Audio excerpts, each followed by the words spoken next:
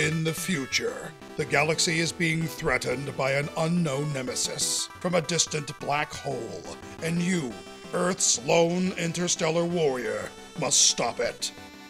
Armed with a government-issued sidearm, you must prepare for the ultimate battle with the dreaded Nemesis 10. Next you... Oh man, my voice doesn't get that low. That's the basic story of Sidearms, a port of the 1986 arcade shoot-'em-up developed by Capcom. NEC Avenue brought it to the PC Engine in a couple of variations, but in America, it was published solely on the TurboChip by Radiance. There are two unique things about this shooter. One, the controls. The pad itself moves the character around in 8 directions, obviously. But in order to fire, button 1 shoots to the right, and button 2 shoots to the left. This causes some unique reaction time, as enemies will bombard you from both sides. Getting used to this play structure and alternating buttons is quite engaging. The other unique thing is that you are actually flying a mech suit versus a traditional spaceship. And if you can find that transformation alpha icon, the screen will freeze and you will merge with another mech suit and become... mecha cool? Your firepower then increases to 8 directions at once, and being combined also gives you the advantage of an extra 1-hit shield. This icon will help you breathe a sigh of relief, but it isn't always easy to find. It's scattered in strange places. Shooting around the screen is necessary, but if you miss it, that's it. Enemies will leave behind power-up icons that you can juggle by shooting them. That is, until they end up in a locked position. There is some strategy in spinning those icons to your liking, although they do block your firepower and often just get in the way. Move! Collecting multiple icons of specific weapons will increase their power. Pow increases speed, pow backwards decreases speed, and I always end up getting this accidentally. Oh, Timod! The star adds up and down firing capabilities to some weapons. The shotgun destroys enemy bullets. The mega ballistic laser, not kidding, it's called that in the manual, can penetrate rock.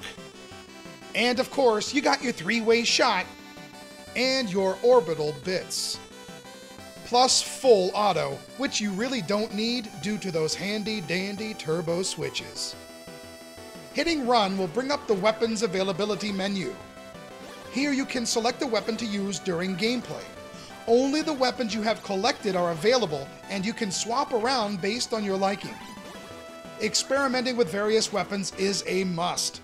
The 3-way shot was awesome early on, but that shotgun stopping those enemy bullets helped me immensely later.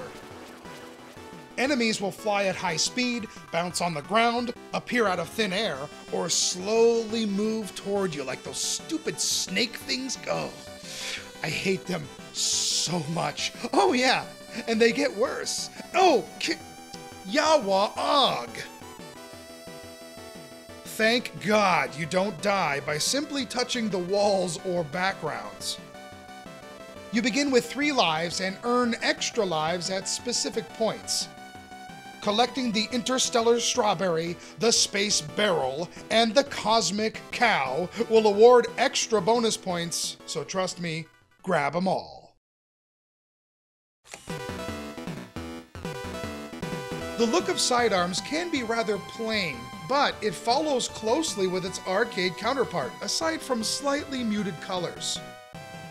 The enemies are all quite varied, and overall, it does a good job with its arcade replication.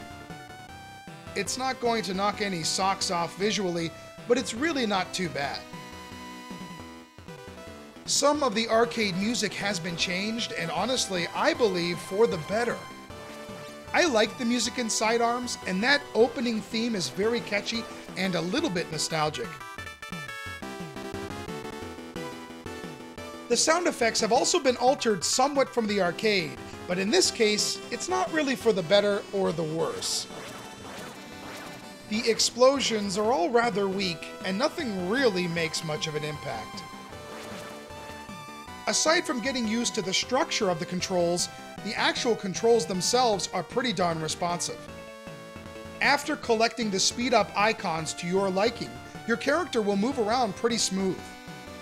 Sometimes you will move a bit too fast and ram right into enemy fire, but otherwise I have very little control complaints.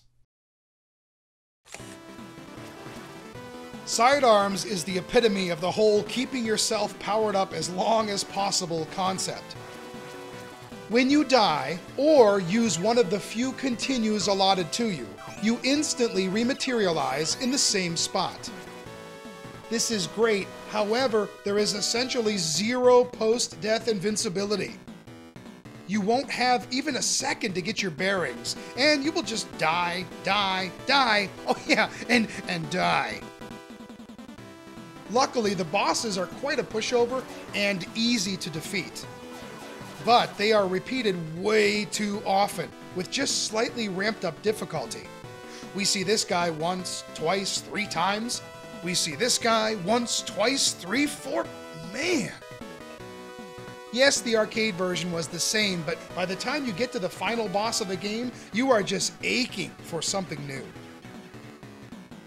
And honestly, the biggest bummer for me is that the 2-player option from the arcade is gone, which would have been a fantastic addition, especially with its co-op combination.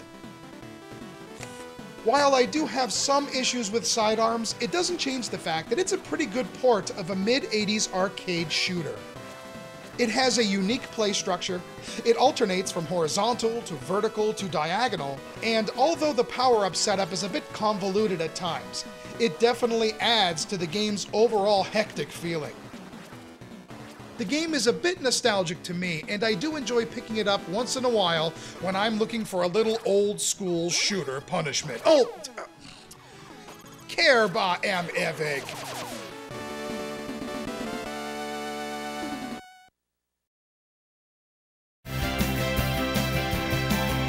Sidearms is not a perfect shooter and is missing a few things that would have really enhanced the experience. But this early TurboChip package is fun enough to recommend for fans of the genre.